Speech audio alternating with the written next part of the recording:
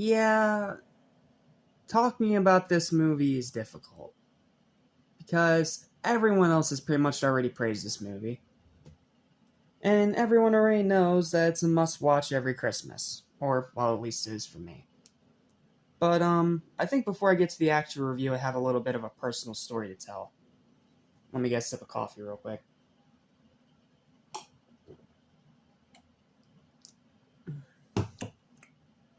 Sorry, it's still early in the morning and I'm trying to wake up. It's literally 10:30 in the morning.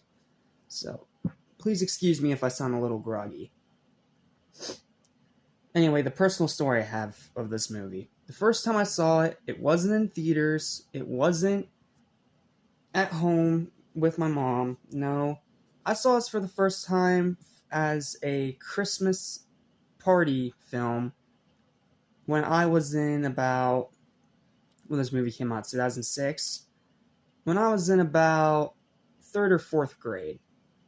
My class had a Christmas party. We all showed up in our pajamas. We sat on the floor. And we watched this movie on the screen projector that the teacher usually used for, teaching subjects. Instead, she used it as a movie projector. And we all sat down and watched The Polar Express together with hot cocoa and the surround sound speakers in the room. It was one of the coolest freaking movie experiences I've ever had in my life. And then shortly after that, Mom got the DVD, and I've been watching it ever since. But, as a 22-year-old man who has seen this movie dozens and dozens of times over, I can definitely admit there are some problems. And I'm going to try to bring those to more attention because this movie is a little bit overrated. It's a very good movie. But outside of my own nostalgia, I can definitely see why some people aren't a big fan of it. Now, with that weird, exasperated, giant, long as AF intro out of the way, let's dive into the Polar Express. Here's my review. Enjoy.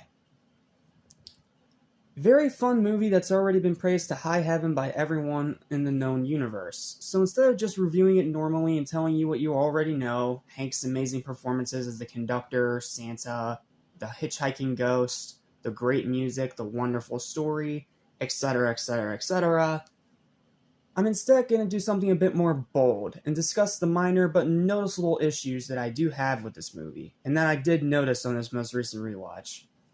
Firstly, the animation. It's by no means bad, and still mostly good, especially in the action scenes with the train, and we see it move around. That part's really cool. But it runs into the exact same issue as the other motion capture films. It looks very uncanny valley and dated as hell. I have nothing against motion capture movies. Heck, I love the Jim Carrey Christmas Carol, even though it's the same exact thing. But the animation has not aged very well. Why there were so many motion cap movies back in the day, I don't know. But for whatever reason, this movie is definitely in that uncanny valley. Sometimes it works to its benefit, like the scene with the Scrooge puppet. But outside of that, most of the time it looks creepy when it's supposed to look wondrous. And another big problem with these motion capture movies is that they only really look good, they only look amazing in 3D. When you're sitting in the theater, IMAX 3D with 3D glasses on, it does feel like you are transported into these worlds, which I think is what Zemeckis was trying to do. But watching it at home without the 3D, it just feels wrong. It feels odd. It feels like a completely different movie. Now, like I said, the animation's still mostly really good here, but it is dated and does fall into the uncanny valley. Second is its pacing. It's wildly inconsistent, with some moments being too slow and other times too fast, but not giving the scene much time to really develop, or the story much time to actually continue. Yeah, there's some scenes in this movie that do feel rushed, and then there's some scenes in this movie that do feel like they took way too long. Let me give you an example of each. A scene that's way too short is the scene with Santa. I feel like they could have definitely added a few extra minutes to that scene and let him really talk more in that sense. Not to mention Tom Hanks is a great Santa. But but the scene moves so fast, and it's like right at the very end of the movie. It's barely for a few minutes, and then it's just off to the conflict of the bell being gone. Like, really? You couldn't have done more with that? And then an example of a scene taking too much time is this scene that feels like a forced third act conflict where the three main kids, well, technically four, get separated from everyone else that was on the train, and they all get stuck going through Santa's workshop. That whole scene is almost an entire half hour of the movie. I understand they wanted to throw in like some big conflict at the end, but it feels like it came flat out of nowhere. Like, yeah, there's the one scene where you see the main hero boy, that's literally his name. There's the people, most of the people in this movie have no names. Where he steps on this lever thing and it starts rolling backwards as they get ready to get off the train. But it still feels forced. And it should not have been a whole half hour of the movie just to get to that location. Like going through that whole location just to go right back to where you were. It has some cool visuals, but that's really all it's got. Cool visuals. And we find out the name of one kid, Billy. That's literally it. Outside of that, it just feels, well, forced and pointless. Oh, and speaking of forced and pointless, my third big freaking gripe with this movie. The random Steven Tyler cameo at the very end. What the fuck was that? Like, it doesn't make sense with the movie. It doesn't at all make sense with the actual scene. It has no coherency or any impact on the plot. And it just feels so stupid. Like, seriously, in the words of Nostalgia Critic, what the fuck? This is one of the most obnoxious, forced, pointless, boring, cliche, generic, desperate, just cash grabby cameos I think I've ever seen in a movie. And considering that 80 for Brady exists, which is literally nothing but cameos, that is saying something. So, yeah, that scene, that cameo is pointless, and it's probably the worst part of the movie. Yes, it's only a few seconds, but it did not need to be there, and it pretty much ruins the whimsy of the moment. And finally, the movie's biggest problem, the characters. They are by no means bad, but they really lack depth and memorability. What I mean by that is that, yes, the characters in this movie, for the most part, are good. But outside of the conductor, the hitchhiking ghost, and Santa, I don't remember a single character in this movie. I don't remember Hero Boy, I don't remember Hero Girl, I don't remember Billy, I don't remember the weird looking freaky glasses kid. Like, I don't remember any of them. I only remember the conductor, Santa, and the hitchhiking ghost. And all three of them are played by the same guy. Yes, I give the movie some props for actually having a big budget movie like this that doesn't have like a million celebrities in it. That's not what I want.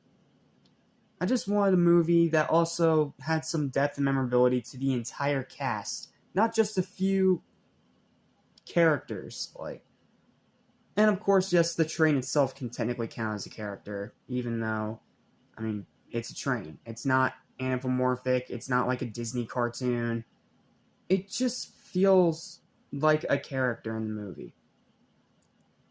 but the actual characters, the main ones we're supposed to care about, outside of the ones played by Tom Hanks, I don't remember a single one of them. Seriously, almost every time I watch this movie, they're in my mind, and then as soon as I switch to something else, they're gone, just like that. I completely forget what they were even doing.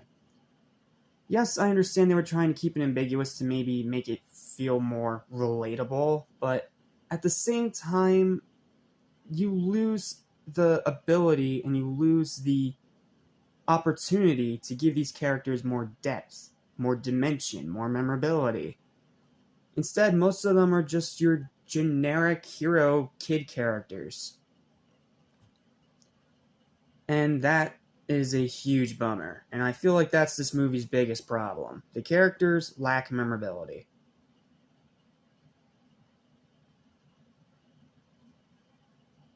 Overall, though, despite that, I do still love this movie, and I definitely still watch it every Christmas. But I can definitely admit that in my older age, I have seen that it does have problems. Yeah. I do still really enjoy this movie, don't get me wrong. This is a very positive review still, but its problems are pretty big problems, and it keeps me from being able to call this movie great. Like, with A Christmas Story, I can easily call that film great because of the funny fantasies, the goofy jokes. Like, that movie works despite my gripes with it. This movie kind of struggles because of those gripes, and yes, I still love this movie. I still watch it every single holiday season, of course, but I don't know, man. I just feel like there's way better Christmas movies you could be watching. I could even name some of them on one hand. Watch Nightmare Before Christmas, A Christmas Story, Silent Night, Deadly Night. What's some other ones? It's a SpongeBob Christmas. Yes, I know it's technically not a movie, but they marketed it as a movie. Shut up. And Miracle on 34th Street. I can name at least 5 that are better than this. But it's still a wondrous movie. It's still full of charm. It's still full of great moments. The movie itself just doesn't hold up, and it is pretty dated nowadays. Which I can understand why some people of that modern generation that didn't grow up with this movie, they don't like this movie. I can understand that, because it is very much a movie of its time. But as it is, it's still a very good movie, absolutely. And I do think that it is worth watching every Christmas. And I do think kids are going to really like it, especially. Just don't go in expecting a masterpiece, that's all I'm saying. Final verdict for The Polar Express is a controversial but brutally honest 7 out of 10. Still a very good movie, but it has way too many issues and flaws for me to really give it an 8 or higher. It's still a really good movie. I still absolutely love this film, and it is a must-watch every Christmas. But, like I said, there's far better Christmas films out there. That's all I'm saying. Well, that's it. Thank you guys so much for watching this long review. Please don't forget to like, share, and subscribe. I hope you guys enjoyed my review. I hope you guys enjoyed hearing my thoughts, and please don't take them too seriously. It's nothing more than my personal opinion. And tune in next time, because it's time to take another look at something from a lot of people's childhoods that actually I didn't grow up with. This is something that's somewhat new to me. How does it hold up? We'll find out. See you next time for the Muppet Christmas Carol.